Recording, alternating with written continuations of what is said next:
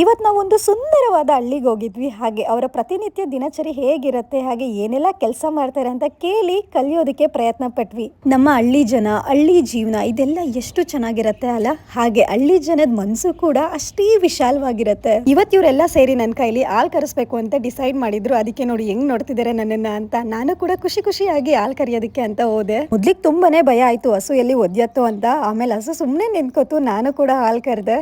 ಹಳ್ಳಿ ಅಂದ ತಕ್ಷಣ ನೆನಪಂದಿದ್ದು ನಮ್ಮ ಹಳ್ಳಿ ಹುಡುಗರಿಗೆ ಹುಡುಗಿರ್ನ ಕೊಡ್ತಾನೆ ಇಲ್ವಂತೆ. ಏನಕ್ಕೆ ಕೊಡ್ತಾ ಇಲ್ಲ, ಇವಾಗ ಪ್ರತಿಯೊಂದು ಹಳ್ಳಿನಲ್ಲೂ ಎಂತೆಂಥ ಮನೆ ಕಟ್ತಾ ಇದ್ದಾರೆ ಅಂದರೆ ಯಾವ ಸಿಟಿ ಮನೆಗೂ ಕೂಡ ಕಮ್ಮಿ ಇಲ್ಲ.